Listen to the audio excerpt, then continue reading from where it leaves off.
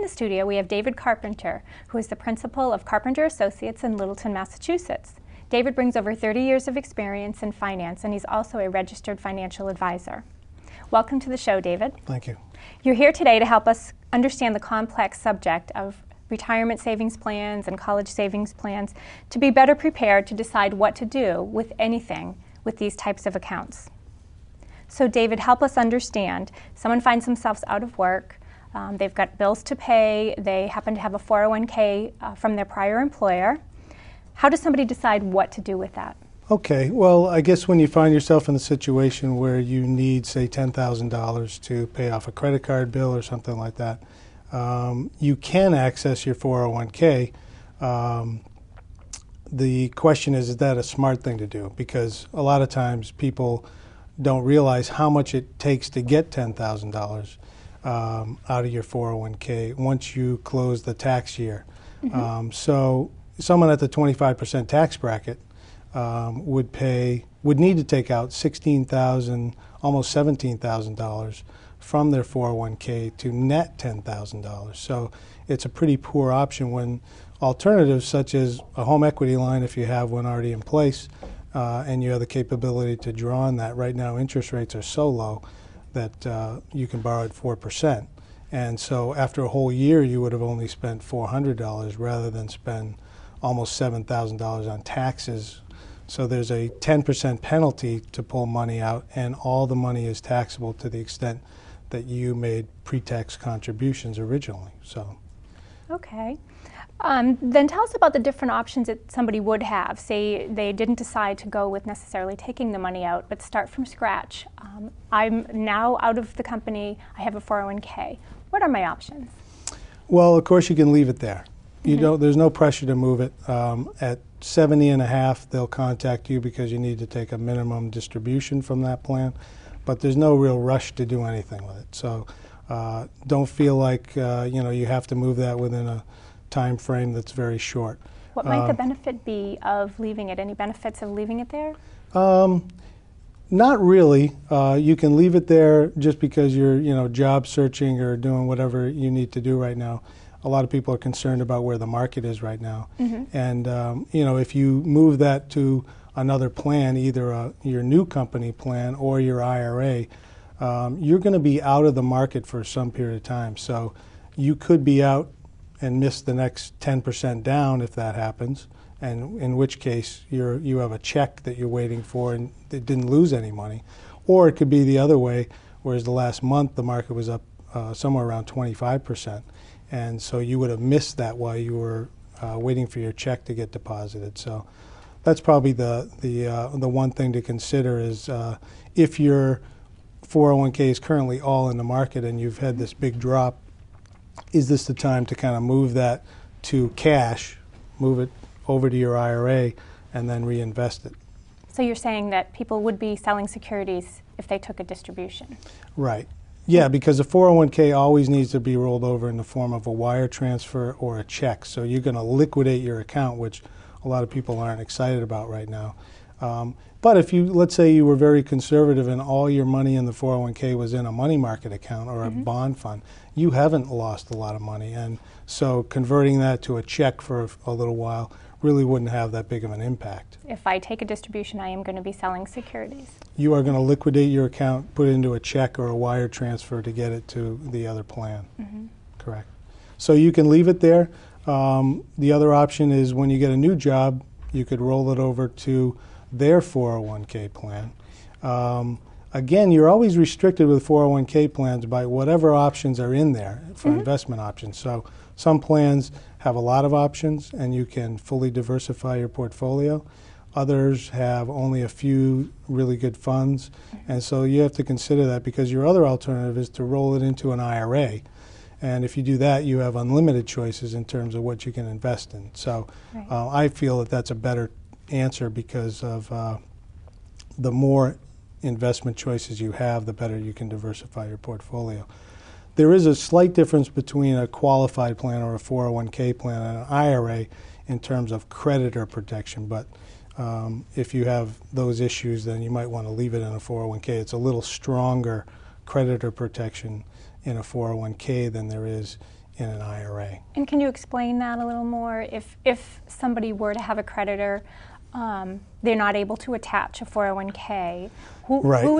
Who is able to attach a 401k? So 401k, you really have federal guidance in terms of what bankruptcy would create if there was any attachment available to that. An IRA has state law. So the state law may be as strong as the federal law, but in some cases it's not as strong. And so an IRA sometimes can be reached into in a bankruptcy. And as you said, going into the IRA had numerous investment options, so maybe that's what someone may want to think about if that's what's important to them, kind of compare the different options that were in the new 401k plan versus the unlimited in an IRA. Right. You can always wait till you get the pamphlet on the new 401k and see if that's where you want. Generally, I'm an advocate of trying to consolidate things, but not in the case where you'd limit your choices in a 401k. The only good thing about bringing it to a 401k is that you can borrow against it. So if you rolled your old 401k to your new 401k, you could borrow against that, although I'm not a big advocate of borrowing against your 401k either. And how does that work for somebody to borrow against their 401k? Generally, some plans don't even allow it, but it's plan by plan. But if you wanted to borrow against it, generally it's 50% of the value that you can borrow, and usually it's a payroll deduction that you pay it back through. As far as rolling it over to an IRA, can you explain the differences maybe in fees that someone might experience between leaving it in a 401k versus rolling it over to an IRA? It all depends on where it is. So a lot of 401ks have hidden fees in them in terms of there's an expense ratio in the mutual fund. Sometimes, say, an insurance company-run plan has units instead of shares, and in that unit there is some fees that are taken to pay for the plan. Your IRA, generally, you're only going to have the mutual fund fees. You're going to buy the shares of the mutual fund, and there may be a annual amount that's a maintenance charge, but generally those are pretty low, $25 a year or something like that. What if we decided, okay, I really need to use some of the money, that last option? The last option to use it. Well, we talked a little bit about how costly that is. So you do have 60 days. So I wouldn't advocate, trying to have this, you tip the hourglass and you have 60 days to roll over from the day you get the check to put it back in. If you take a distribution out of your 401k, they will withhold 20% federal tax. So let's say you had $10,000. You'd get a check for $8,000 and $2,000 went to the Internal Revenue Service in anticipation of your final tax at the end of the year, depending on all the different things that go into your tax return. So they're only withholding 20% because they're trying to take some of it up front so you don't have a huge surprise at the end. That $8,000 you could use to live on for 60 days, but then even if you put the $8,000 back into an IRA, if you found $8,000 or you got a job or you borrowed even from your home equity line to put the $8,000 back into an IRA, you still have the $2,000 that's federal tax withheld that you will get taxed on. So you effectively have a $2,000 income number with $2,000 withheld. So if you really want to complete the rollover, you have to put all the money that was in the account before the withdrawal into the IRA in order to not have any taxable event on that.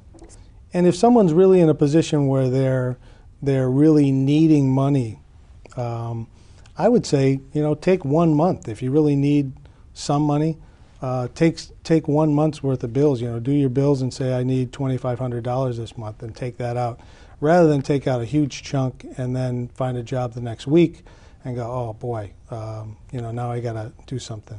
Now, David, expand on the taxation for me. I had some experience working in the 401k industry, and I used to talk to people every April who would call to say they've taken a distribution and the taxation that really happens in the end was nothing like what they thought it was up front. The 20% withholding that you mentioned earlier, that percentage is irrelevant. You know, you can adjust your withholdings by claiming more exemptions and have less tax withheld.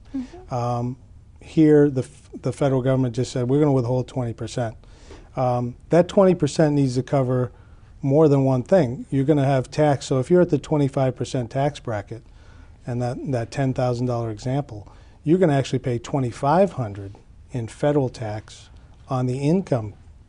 So you missed by $500 already. There's also a 10% penalty if you don't meet one of the exclusions. So you're behind the eight ball by $1,500 in that scenario. So that's where the surprises happen. You know, people go through, you know, they say, well, I had tax withheld, so I'm all set. And that's not generally the case. It'd be a miracle if the withholding matched your tax liability at the end of the year. Now take me through, if somebody had taken a distribution that the amount was enough to put them into a different tax bracket for the year, how does that work? Yeah, generally, so, you know, all your income is, you know, piled on top of each other. So, you know, if you got a job after you took this and you were at, say, the, you know, above a 25% bracket, then the tax answer just gets worse. You're always going to owe the 10% penalty unless you're over 59.5. Actually, there is a rule for 401ks. If you're over 55 and you've left your former employer, you don't have a penalty on that. So between 55 and 59.5, you have an exclusion if you take the money out of your 401k. That doesn't apply to IRAs.